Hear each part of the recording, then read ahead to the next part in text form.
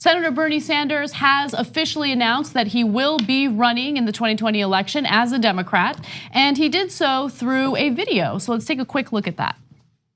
I'm Bernie Sanders. I'm running for president, and I'm asking you today to be part of an unprecedented grassroots campaign of 1 million active volunteers in every state in our country. Our campaign is not only about defeating Donald Trump, the most dangerous president in modern American history. It is not only about winning the Democratic nomination and the general election. Our campaign is about transforming our country and creating a government based on the principles of economic, social, racial, and environmental justice. I thought that was a powerful announcement video because he did touch on the fact that this isn't just about defeating Trump. And that reminds me of what Hillary Clinton's huge flaw was during the 2016 election, which was that she was making her entire campaign about how important it is to defeat Trump. You need to give voters more of a reason to vote for you, and he, in a very concise way, listed all the ways that he would be a great candidate or a great president. And I love that he included environmental justice in that list, which oftentimes I think is either forgotten about by candidates or is just kind of mentioned here and there to kind of pretend like they care about environmental justice. Yeah, he did his announcement both online and on first on Vermont Public Radio because he's Bernie Sanders. I love it. No, I love that he did that. Like everybody's looking for the biggest outlet they could possibly do it on, et cetera. He's like, no, I started in Vermont. So I'm going to go with Vermont Public Radio. Now he's probably never going to run in Vermont again. And he's certainly going to win Vermont's vote in the primaries and the general, et cetera. So he didn't need to do that for political reasons at all. But he did that as a way of saying, I believe in my roots, which leads me to the substantive point that is maybe most important. We just interviewed him on the show, and the point that seems to have resonated the most is, look, who was for all these programs when they weren't popular? And so now it's easy to be for Medicare for all when it's got a 70% popularity. And by the way, it turns out it's not even that easy because half the Democrats are still like, nope, 70% is not high enough. Okay, CNN and New York Times, et cetera, scared me by asking me if that would end private insurance. Well, yeah, the whole point, and I asked Bernie Sanders about that in the last interview we did last week, and he said, yeah, that's the whole point. We're offering you insurance better than private insurance, that costs less than private insurance, and you don't have to pay premiums, deductibles, et cetera. So he does not hide from those positions. He does not run from those positions. He runs to those positions. Right. And now he has made them fairly acceptable enough for the many of the other major candidates to adopt them.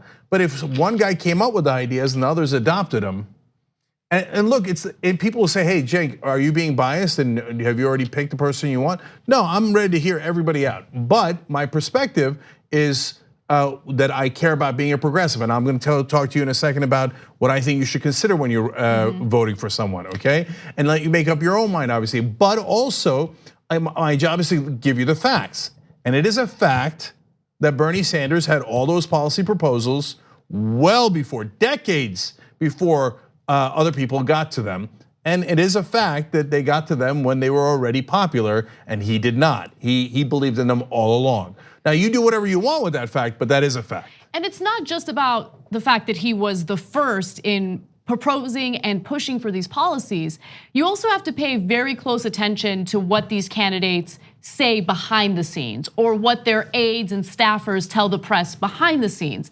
So for instance, during the town hall that Kamala Harris had, she mentioned that she is in favor of Medicare for all, period. But behind the scenes, in a story that we covered, one of her staffers spoke to the press and said that she's actually open to other proposals, including maybe expanding Medicare a little bit or having a Medicare buy-in program. No, we want Medicare for all, right? And so if someone's already starting to offer caveats behind the scenes, I think that speaks volumes. So my point is just pay attention to what gets done or said behind the scenes, not just what gets said during the debates or during the town halls. Yeah, and so I'll build on that a little bit more too. So let me get to what I think are the different things that you should look for when someone's running for president. And they're three things. One is, do they match up with your ideology? So this woman sticks in my mind. It was a woman we interviewed in front of a Hillary Clinton, either a rally or one of the debates. And when our reporter asked, why are you voting for Hillary Clinton? She said, I don't want a revolution. I just want a good candidate. And so if you don't want a revolution, Bernie Sanders is not your candidate. That's also fairly obvious, right? So that's for you to decide what you want, right? So if you want Medicare for only people above the age of 55, Sherrod Brown just said, I don't want Medicare for all. I just want for people above the age of 55. And eventually, some distant time later, we'll get to Medicare for all. So that's your candidate. By the way, I don't mean to just pick things that I don't agree with. I think Cory Booker did a wonderful job on criminal justice reform. And so you have to give him credit for that. I think Elizabeth Warren is a giant when it comes to dealing with financial reform and protecting consumers and getting money out of politics, etc. So find the issues that you care about, find out who's on your side on those. Number two, of course, everybody wants to know who's gonna be able to beat Donald Trump. That's fair, but don't get over focused on what can Donald Trump say about X, Y, or Z. I don't care what he could say. The question is, what is your candidate going to say? Is he or she going to be able to effectively fight back and win?